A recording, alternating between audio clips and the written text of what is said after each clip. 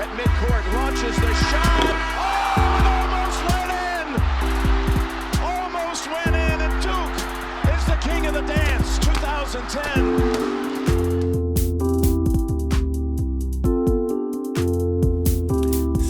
Salut à tous.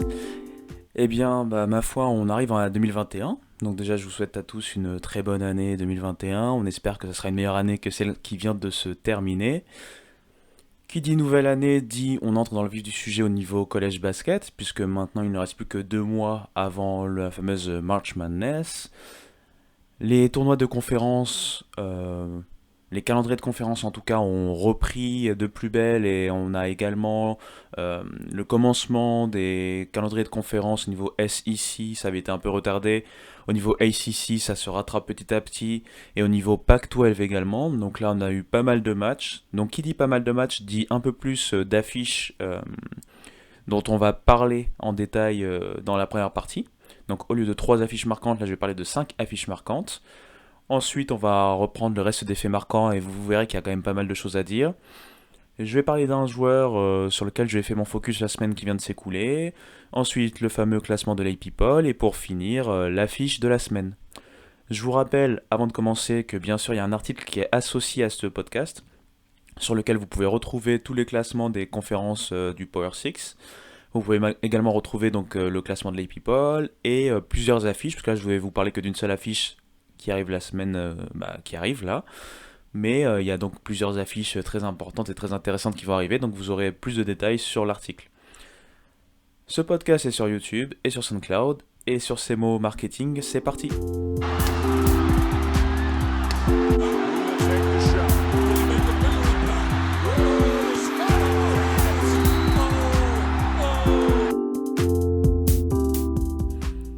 Alors, on commence par un premier match. C'est un match de Big Ten qui avait lieu entre Wisconsin, 6e à l'AP Poll à l'entame de la semaine, et Maryland qui était à ce moment-là à 2 défaites pour aucune victoire en conférence.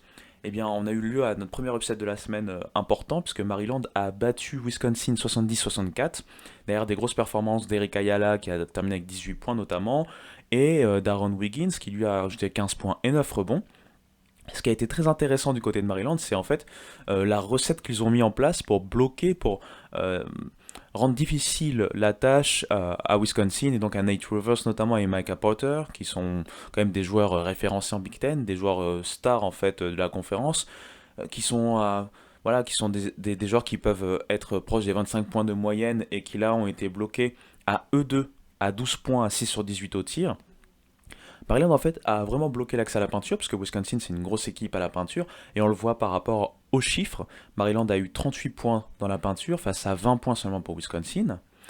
De même, avec leur zone 3, dans la 3 on va dire proche de la raquette et 2 à l'extérieur, en fait ils ont forcé Wisconsin à devoir shooter à 3 points. On sait que Wisconsin peut se débrouiller, ils shootent quand même pas mal à 3 points, ils ont 42% de moyenne à 3 points, là ça n'a pas été le cas, ils ont eu 8 sur 21 à 3 points. Donc en termes de tentatives, c'est à peu près les chiffres qu'ils mettent d'habitude, mais par contre en termes de réussite, ça a été moindre, et donc cette recette a mis Maryland de bon pied, sur le bon pied on va dire, et a permis à Maryland donc de réaliser cet upset.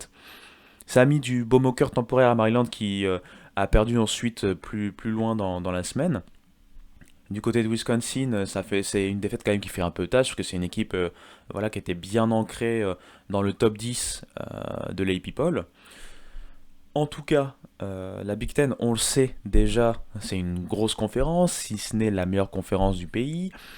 Chaque équipe de cette conférence peut battre l'autre équipe face à laquelle elle est sur un match. On le voit avec Maryland, on voit des équipes comme Purdue qui sont là, qui peuvent poser des problèmes.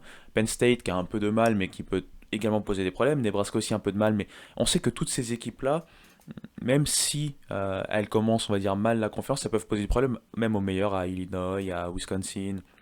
On voit que Michigan State, par exemple, a beaucoup de mal en ce début de match de conférence.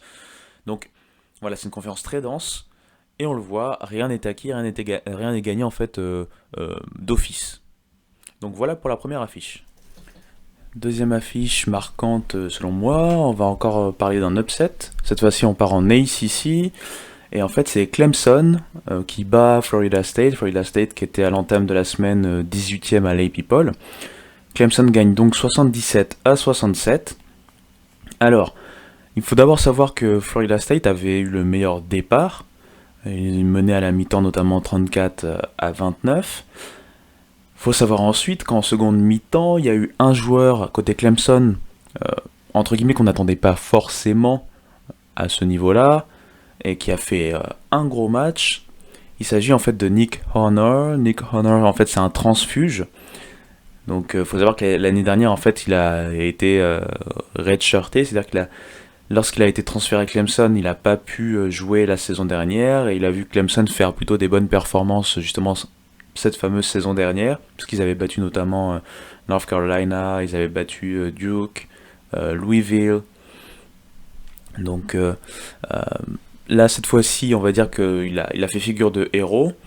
Il marque en fait 13 points dans la deuxième mi-temps. Donc il marque 13 points en tout et ces 13 points sont en deuxième mi-temps, alors que Florida State était devant à l'entame de cette fameuse seconde mi-temps. Il a marqué notamment le 3 points qui a donné le dernier lead, en fait, le lead définitif à Clemson. Je pense qu'il restait entre 6 et 7 minutes à jouer et il a donné en fait le lead et ça a été un lead définitif puisqu'après Clemson n'a jamais été rejoint par Florida State. À côté de ça, les joueurs stars, phares en fait, de Clemson ont fait leur match, notamment Clyde Trapp qui a terminé avec 15 points. Al-Amir Daus a terminé lui avec 11 points. Côté Florida State, il y a eu un bon match, on va dire, du fameux prospect Scotty Barnes qui finit lui avec 14 points. Maintenant, il faut savoir que côté Florida State, il y a eu un problème en fait, on va dire, ça a été les turnovers. Ils ont eu notamment dès les premières minutes 6 turnovers, ça a été assez compliqué pour eux de se mettre en route, beaucoup de pertes de balles.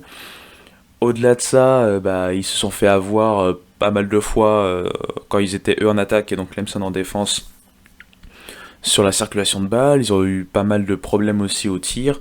Donc voilà, ça a été en fait un peu un tout de petites choses qui n'ont pas collé et qui a fait que les Seminoles en fait ont dû rendre les armes à peu près à 7, comme j'ai dit, 6-7 minutes de la fin du match. Voilà, c'était malheureusement fini pour eux. Ça a fait tâche également donc du coup pour eux en termes de bilan et en termes donc d'AP Poll. On va le voir un peu plus tard. Et donc là maintenant ça nous fait passer à la troisième affiche. On va carrément partir du côté de la Big 12. Alors non, je vais pas vous parler dès maintenant du fameux gros match de Texas à Kansas. On va y revenir un peu plus tard. Là je vais parler d'un match qui était pas très joli, mais qui était un match quand même assez important entre Baylor, qui est quand même une deuxième du pays à l'AP Poll lorsque la semaine est en train de s'écouler, et Iowa State qui avait mal commencé en fait ses matchs de conférence Big 12 puisqu'ils étaient déjà à 2 défaites et aucune victoire. Alors, comme j'ai dit, ça n'a pas été un match magnifique. On a vu exactement en fait les forces et les faiblesses de Baylor.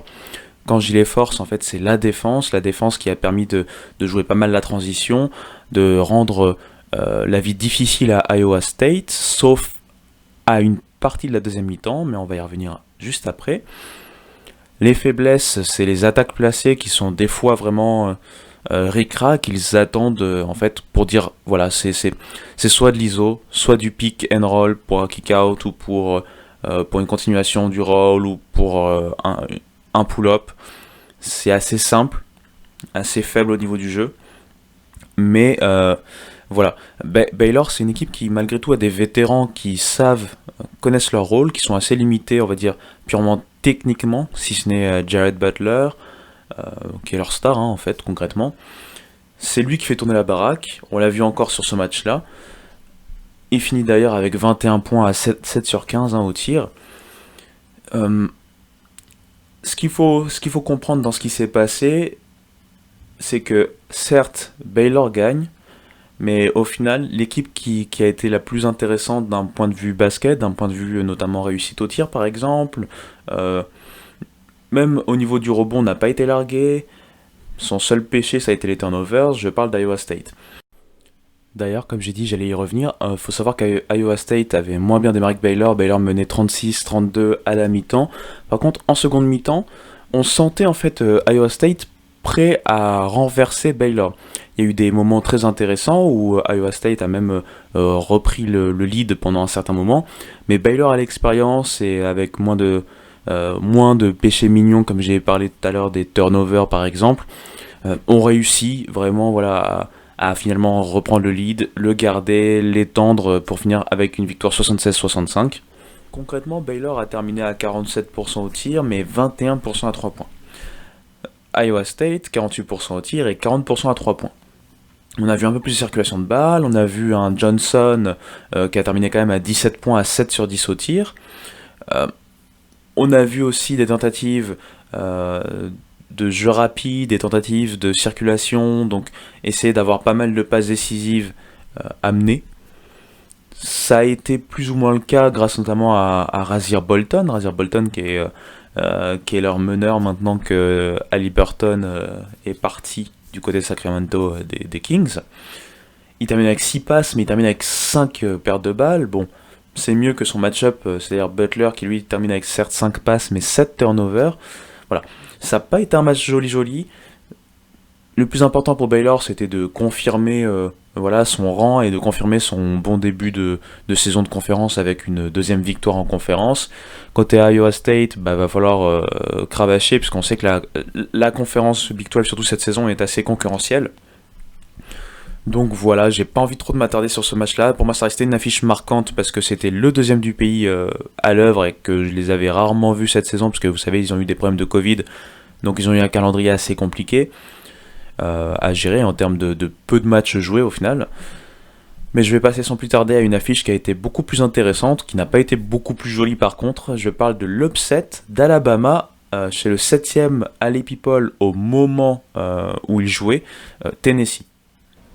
Alors depuis le début de la saison, on voyait Tennessee en fait un peu comme une équipe un peu l'épouvantail, que ce soit au niveau SEC ou au niveau même pourquoi pas national. Parce qu'on sait que c'est une équipe qui est très très forte défensivement, qui peut éteindre des attaques. On les a vus déjà sur des match-ups précédents hors conférence, certes face à des équipes on va dire plus modestes, mais vraiment voilà, leur rendre la vie tellement dure que ces équipes avaient du mal à atteindre les 40 points, les 50 points. Et on se demandait en fait qui allait réussir à outplay, on va dire, à jouer une meilleure offense que la défense que proposait en fait Tennessee. Bon, on va pas dire que Alabama a trouvé les clés. Bon, sur ce match, oui, mais en général, il faut savoir que c'est surtout Tennessee qui a été dégueulasse, notamment au tir. Alors, juste pour vous donner quelques stats pour que vous compreniez, Tennessee a terminé à 31,8% au tir. Ça, c'est au tir. À 3 points, 19%. Au niveau des rebonds, ils ont eu beaucoup plus de rebonds, donc ils ont eu plus de secondes chances, notamment au niveau offensif, qu'Alabama. Ils ont bien défendu malgré le score qui paraît un peu fort, puisque Alabama termine quand même avec 71 points, mais Alabama a vraiment profité en fait de la transition. Concrètement, c'était de la transition en grosse partie. Et on a eu un joueur qui a fait un gros match et qui se remontre comme chaque année à Alabama, c'est John Petty Jr., l'ancien coéquipier de Colin Sexton. Quand Colin Sexton a fait son année universitaire, c'était déjà avec John Petty Jr. Ce dernier a pris vraiment les clés d'Alabama et du Crimson Tide suite au départ de Sexton. Et ça se ressent, il a été très très propre au tir, 6 sur 7 au tir, voilà, presque perfect. Bon, 1 sur 2 au lancer franc si on veut pinailler. Il a surtout en fait été le leader d'une équipe qui s'est bien comportée. Il n'y a qu'à voir en fait par rapport à son 5 majeur, aucun joueur termine en dessous des 8 points. Au niveau du pourcentage au tir, si ce n'est Jones, c'est quand même très très propre dans ce 5 majeur. Il y a eu également l'apport du banc avec certes beaucoup puisqu'il a un rôle en fait vraiment de scoreur fou on va dire sur ce match-là, mais beaucoup de déchets au tir pour Kinnerly qui finit à 5 sur 14 mais qui ramène quand même 12 points. Il ramène également 5 passes, ça a été un facteur important. Donc John Petty Jr. qui à un moment était quand même un joueur qu'on voyait, comment on peut dire ça, comme un probable, un potentiel prospect. Il a décidé lui de continuer tranquillement ses années fac parce qu'il savait qu'il avait besoin de plus de volume, plus de régularité. Et là, il tombe vraiment sur une année où il est à pleine maturité. Il a vraiment les clés de l'équipe d'Alabama. Ça se ressent dans le jeu. Ils ont tout donné. Défensivement, je vais pas dire qu'ils ont fait un match exceptionnel, puisque ça peut être trompeur le petit score de Tennessee, mais comme j'ai dit, c'est vraiment Tennessee qui s'est troué, notamment à longue distance. Mais défensivement, ils se sont battus. Ils étaient pas loin de Tennessee, finalement, par exemple, en termes de rebonds, notamment en termes de rebonds défensifs. Ils terminent à 30 rebonds défensifs, tandis que Tennessee termine à 28 rebonds défensifs, par exemple. Voilà, donc toutes ces choses alignées, assemblées les unes aux autres, montrent à quel point Alabama a, au final, mérité sa victoire, ça c'est vrai, mais en plus dominé, en fait, une équipe de Tennessee qui était sans génie, toujours avec du peps, c'est vrai, mais sans génie, euh, sans jeu, sans système, sans approche en fait basketballistique au niveau offensif qui aurait pu leur permettre vraiment de prétendre à autre chose. Donc voilà, match à oublier pour Tennessee, c'est vrai. Pour le français Yves Ponce, bon bah il continue à montrer ce qu'il a l'habitude de montrer, c'est-à-dire que certes c'est pas un très très bon joueur offensivement parlant, mais par contre en défense et notamment au bloc c'est assez impressionnant. Là il termine avec 5 contre, voilà. Je m'arrête là sur Tennessee, on va voir que du coup la SEC qui vient de commencer a un leader particulier, on va en parler un peu plus tard. Et je vais d'abord terminer mes 5 affiches de la semaine en parlant de Iowa versus Rutgers. On passe en Big Ten donc. On a assisté à un joli duel en fait entre Iowa et son offense qui avait un peu eu du mal, notamment à Minnesota, et qui s'est bien relancé cette semaine face à Rutgers qui a tenté un plan, donc avec une défense très agressive, mais qui s'est en fait tiré des balles dans le pied en fait, concrètement, avec une réussite catastrophique au lancer. Euh, Iowa du coup gagne ce match 77-75. Ça a été un match très serré et Rutgers peut s'en vouloir vraiment puisque ça a été très serré alors qu'ils n'ont eu que 33% de réussite, un tiers des tirs de lancer franc mis seulement. 33% de réussite au lancer franc. C'est assez honteux et c'est dommage pour eux puisque si on nommait tout ça, et c'est d'autant plus dommage, on voit que le 5 majeur en fait a été présent avec toute l'équipe en double digits. Pas un seul joueur termine en dessous des 13 points. On a eu d'ailleurs des belles performances comme le pivot de Rutgers, Miles Johnson, qui termine en double-double à 13 points, 6 sur 10, 10 rebonds, 2 steals également et un bloc. Le symbole en fait de cette équipe qui ne tournait pas rond au niveau lancer franc, ça a été Ron Harper Jr. Ron Harper Jr. qui est quand même l'un des gros joueurs de ce début de saison en Big Ten et même au niveau national, qui est revenu d'une petite blessure et qui a mis 13 points, certes, mais à 5 sur 15 au tir, 3 sur 8 à 3 points et surtout aucun lancer franc mis sur ces 3 tentatives. Il est en fait le symbole voilà, de ce dérèglement au niveau des tentatives de lancer franc et qu'il ne faut surtout pas négliger cet aspect-là, puisqu'au final il coûte vraiment une potentielle victoire en fait aux Scarlet Knights. Montez Matisse qui fait voilà, également une bonne saison, qui termine à 13 points mais à 5 sur 12. Jacob Young lui a fait également un bon match parce que lui termine à 17 points, 7 sur 12 au tir, 2 sur 3 à 3 points et 50% de ses lancers francs mis, 1 sur 2. Avec ses 17 points, il ajoute 4 passes et 3 rebonds, 3 interceptions également et seulement, on va dire, 2 turnovers. Donc voilà, quand vous voyez cette ligne de stats de ce joueur-là, quand vous voyez la ligne de stats des joueurs en général et que vous voyez en fait que le problème ça a été les lancers francs, vous vous dites que c'est rageant parce que voilà, il termine à 2 points d'Iowa. Iowa qui a été vraiment gêné offensivement par Rutgers. Comme j'ai dit, Rutgers a mis en place une défense plutôt agressive. Ça s'est ressenti. On a essayé de servir un maximum Garza, mais ça n'a pas été tant que ça le cas. Il a été aussi obligé de ressortir pas mal la balle à ses arrières. On voit par exemple que au tir des joueurs normalement très très bons autour de lui comme Joe Wiscamp ou Frederick terminent avec respectivement 8 et 7 points, 2 sur 9 au tir pour l'un, 3 sur 9 pour l'autre. Vraiment, le plan de Rutgers était encore une fois quasi parfait. Vraiment dérégler l'offense en fait adverse, les étouffer littéralement. Garza termine certes avec 25 points, mais pas tant de rebonds que ça, il en a 4. Il est presque parfait, mais voilà, c'est un joueur quand même exceptionnel, Garza. Il est presque parfait au tir, 9 sur 11, 1 sur 2 à 3 points et 6 sur 7 au lancer. Voilà, on peut justement comparer au niveau lancé, puisque Iowa de son côté a mis quand même presque 80% de ses lancers. Et ça joue concrètement sur voilà, le résultat final. Donc défaite rageante pour Rutgers qui est donc 1-1 dans sa conf sur cette semaine écoulée. Deuxième victoire dans la semaine en conférence pour Iowa en 2 matchs de conférence, qui va donc sûrement se replacer, on va le voir un peu plus tard dans les people. Et donc voilà, je vous ai parlé de 5 matchs en essayant de mélanger un peu les conférences pour pas vous parler que d'une seule conférence en particulier. Mais ce ne sont pas les seuls faits marquants de la semaine. Et voilà, transition toute trouvée, nous passons aux faits marquants. Et tiens, puisque là il y a eu quand même beaucoup de matchs et beaucoup de faits marquants, eh bien je vous propose une chose, je viens de le décider en fait, je vais vous parler des faits marquants en fait, conférence par conférence. Peut-être ça va être un peu plus propre pour vous pour pouvoir suivre. Donc je vais commencer dans l'ordre alphabétique en parlant de la ACC d'abord. Donc rapidement, Miami n'y arrive toujours pas, ils sont toujours fanny en fait dans leur conférence. Ils ont perdu notamment leur dernier match face à Clemson avec un Amir Sims côté Clemson qui termine à 25 points, 7 rebonds et 4 passes. UNC s'en sort face à Notre-Dame avec une première victoire dans leur conférence 66-65 avec un très bon Day'Ron Sharpe.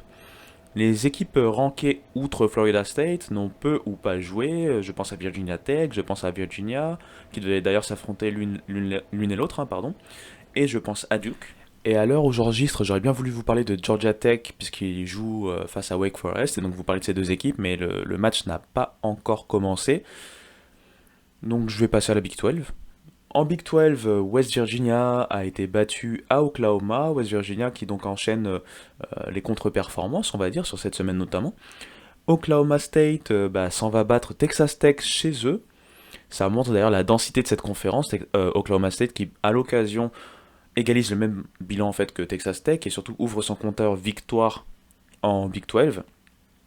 La perf de la semaine, pour moi, le fait marquant de la semaine, et il se retrouve en Big 12, c'est en fait Texas qui a littéralement marché sur Kansas, chez eux en plus, 84-59. Ça a été la razzia. Voilà. Au niveau réussite, je pense qu'il y a eu une réussite assez insolente de la part de Texas. Je parle pas forcément de réussite au tir pur, mais réussite en général. Kansas, de son côté, n'y arrivait pas. De l'autre côté, comme je l'ai dit auparavant, Baylor a remporté son match-up face à Iowa State. C'était pas joli, mais ils l'ont remporté. En Big East, maintenant, Creighton a battu notamment Providence avec un très bon Damien Jefferson. Seton Hall a battu de ce côté Butler notamment et se place non loin de Villanova. Marquette a battu Georgetown qui est un peu l'équipe que tout le monde bat malheureusement en Big East. Je suis désolé pour vous, Georgetown, ce sont mes voisins en fait, c'est pour ça que je suis un peu désolé pour eux. Marquette qui a donc gagné au Ryan McDonough d'ailleurs, 64-60. En Big Ten, Michigan State qui a du mal à ouvrir son compteur mais finit par l'ouvrir avec une victoire, après s'être fait gifler auparavant par Minnesota en début de semaine. Northwestern subit sa première défaite face à Iowa, donc Iowa qui fait en fait une semaine au final parfaite. Michigan toujours parfait au moment où j'enregistre parce qu'ils doivent jouer également aujourd'hui face à Northwestern justement. Illinois reste à l'affût avec des belles performances, en tout cas ça sent le soufre en Big Ten. Voilà. En Pac-12, Oregon et UCLA sont perfect, Cal de son côté également perfect mais dans la défaite. Les prospects ont des fortunes diverses, que ce soit Evan Mobley qui est quand même assez intéressant à l'intérieur de USC en ce moment, Zaire Williams qui a un peu plus de mal. Voilà, chacun a des fortunes on va dire diverses. J'en profite d'ailleurs pour vous inviter à aller checker en fait sur l'article associé à ce podcast, puisque je vous mets en fait tous les classements, comme je l'ai dit auparavant, tous les classements de chaque conférence du Power 6. Ça vous permet d'avoir une visibilité sur ce qui s'est passé en fait dans la semaine au final, pour voir en fait les évolutions des classements de chacun. Enfin, en SEC, Florida est premier actuellement avec 2 victoires pour les 2 premiers matchs de conférence, notamment face à LSU. Auburn de son côté est fanny pour le moment avec 2 défaites en 2 matchs de conférence. Kentucky lance bien ses matchs de conférence malgré l'expulsion de John Calipari. Voilà, je vous ai parlé de Tennessee un peu auparavant, donc je vous ai fait un petit condensé des faits marquants. Je vous ai pas parlé de chaque équipe de chaque conférence, parce que sinon on serait là pour des heures, mais en tout cas voilà, vous avez les headlines de chaque conférence du Power 6. Et donc après ces headlines et ces faits marquants, qui dit fait marquant dit match, qui dit match dit performance, et qui dit performance dit joueur. C'est donc l'heure du focus joueur. Transition parfaite.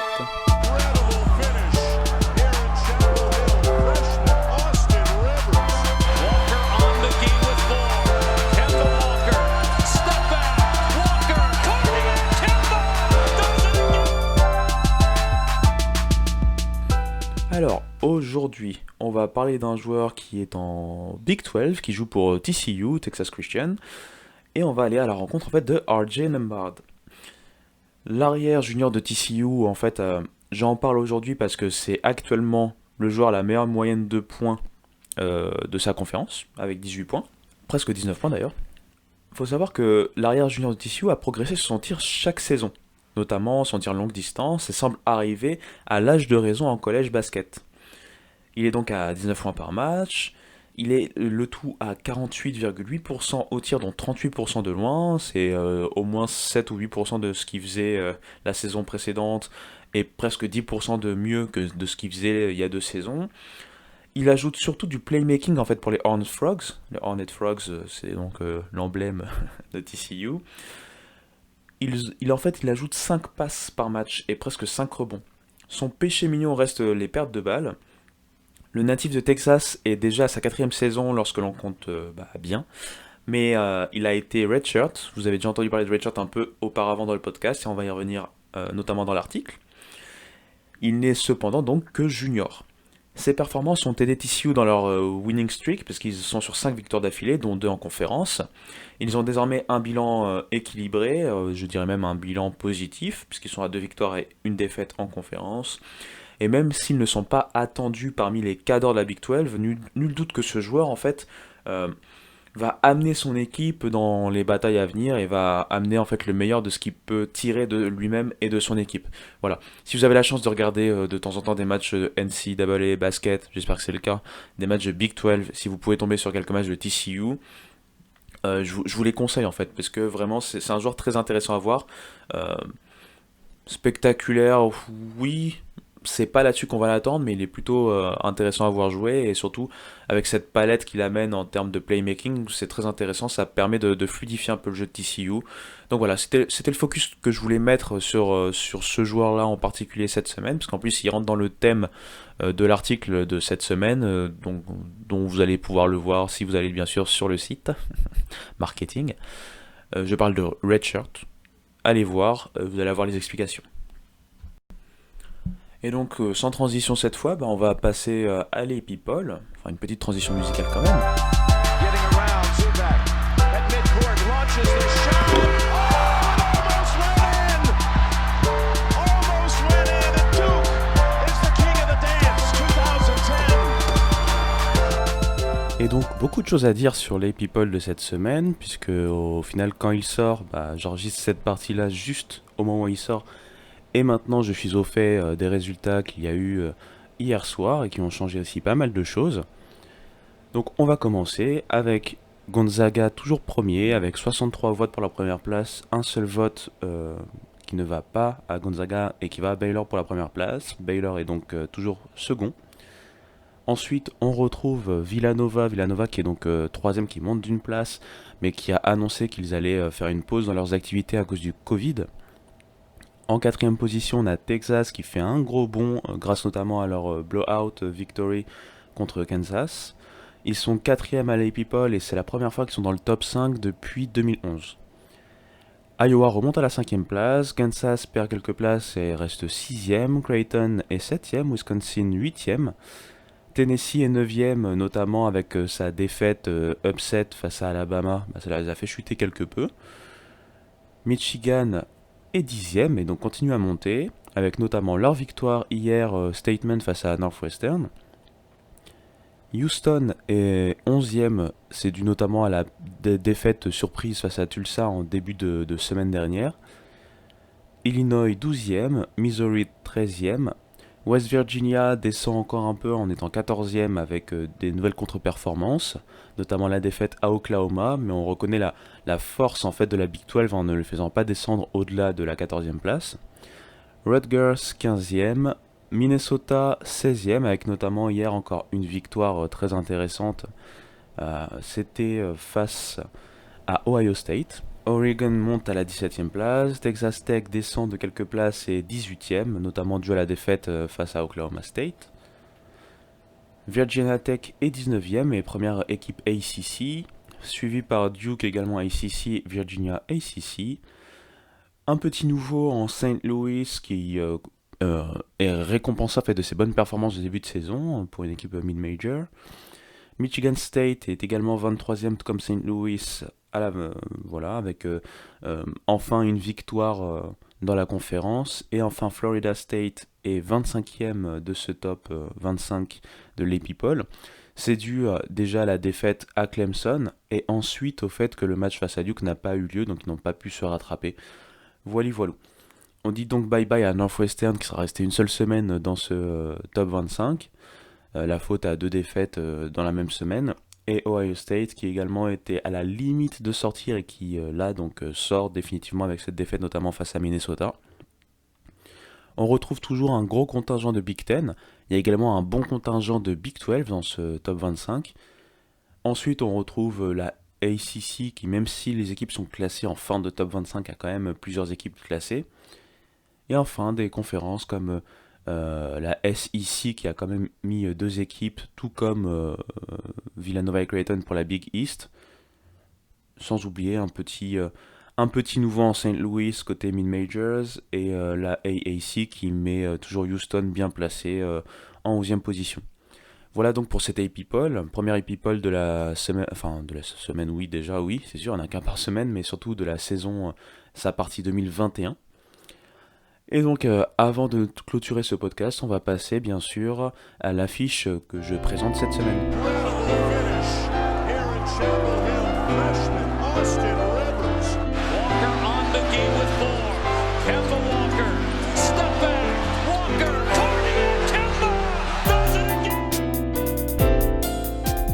Et donc pour finir, après les people, on va parler de l'affiche de la semaine. Donc je vous donne comme d'habitude maintenant une affiche dans le podcast. Les autres affiches à noter sont également et plus nombreuses bien sûr sur l'article. Vous voyez, je vous bassine avec l'article, mais c'est parce que vraiment voilà, c'est un outil qui permet vraiment de suivre bien mieux le top 25 de les people, les conférences du Power 6 et les affiches qui sont intéressantes à voir dans ces fameuses conférences. Donc, affiche de la semaine, on va partir cette fois-ci en Pac-12 cette semaine. Donc là, cette affiche va s'adresser en fait aux gens qui soit vivent aux États-Unis comme c'est le cas pour moi, soit sont des couches très tard, puisque c'est à 4h30, ou alors sont des lèvres très tôt. Je parle en fait de UCLA qui va affronter Arizona State. UCLA avec Chris Smith à la baguette en tant que joueur majeur, normalement, c'est pas le seul joueur, sont pour l'instant invaincus dans leur conférence. C'est le cas également d'Arizona State, mais qui n'a pas joué autant de matchs.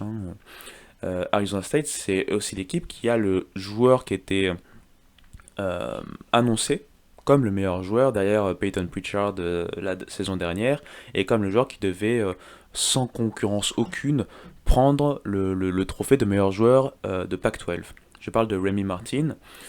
Donc c'est un match qui va être très intéressant à voir, en espérant bien sûr qu'il ait lieu, parce qu'on sait qu'avec le Covid, voilà, c'est pas si évident. Mais c'est 2 styles de jeu assez différents. Il y a une équipe qui est vraiment Remy Martin centrique, c'est-à-dire que voilà, tout passe par lui, que ce soit en termes d'ISO, en termes d'exploit, en termes de circulation de balles, en termes de playmaking, tout passe par lui en général. Quand il est bien, quand il est dans un bon jour, ça va pour Arizona State. Quand il est dans un moins bon jour, c'est un peu plus compliqué. Donc voilà pour ASU. Et côté UCLA, c'est... Certes, ça gagne, mais il y a toujours des éléments dans le jeu, notamment offensivement, qui prêtent à... Voilà, qui posent quelques questions en tout cas, donc ça va être l'occasion pour eux de continuer à affirmer leur domination pour l'instant dans la conférence, et continuer peut-être à développer, à élaborer un peu plus les systèmes, un peu plus le jeu. Donc voilà, je voulais changer un peu. Donc Pac-12 cette fois-ci, UCLA versus Arizona State. Et comme je l'ai dit, vous pouvez retrouver les autres affiches intéressantes de la semaine, non seulement sur l'article, mais en plus de ça, puisqu'en plus, comme on sait que ça peut changer avec la pandémie et compagnie, chaque jour en fait, je mets sur les différents réseaux sociaux, donc Twitter, Insta et Facebook, les affiches du jour. Comme ça, on est un peu plus sûr de ce qui va, des matchs qui vont avoir lieu, à l'heure à laquelle ils vont avoir lieu, parce que des fois aussi il y a des changements d'heure, ou des fois ils ne mettent pas l'heure, comme c'est le cas pour l'instant pour les rencontres du week-end prochain, ils ne mettent pas encore l'heure parce que ça reste à déterminer. Et donc en suivant les réseaux sociaux, vous pouvez avoir les dernières infos, les dernières affiches vraiment à suivre. Voilà. Donc Je pense que le podcast là est un peu plus long que les autres et ça va être sûrement le cas des prochains podcasts, surtout si les conférences continuent et que tout va bien au niveau pandémie. J'espère que ce format malgré tout reste intéressant, reste dynamique et reste voilà, quelque chose qui est sympa à suivre pour en savoir plus sur au moins les Power 6 Conferences et le top 25 de l'AP People. Sur ces belles paroles, je ne vais pas en rajouter beaucoup plus. Comme je l'ai dit, allez sur lehomra.com, il y a l'article qui est associé. N'hésitez pas à donner vos avis, que ce soit en commentaire, que ce soit même en m'écrivant des mails. J'ai reçu récemment un mail, pas sur le podcast en soi, mais sur une de mes vidéos, pour me demander un peu plus la fréquence des vidéos. Donc pour le podcast, c'est chaque semaine, puisque voilà, pour pouvoir suivre au mieux l'actualité, je fais des choses de manière hebdomadaire. Pour les autres types de vidéos, comme le sport et le changement social, ces vidéos un peu plus histoire, un peu plus élaborées, c'est voilà, toutes les 2 semaines, 3 semaines, on va voir en fonction du contenu que j'ai à travailler et donc également du retour, vos retours. Donc sur ces belles paroles, je vous dis à la semaine prochaine pour la NCAA AA Basket et à très vite pour le reste de l'actualité sportive américaine. Ciao ciao.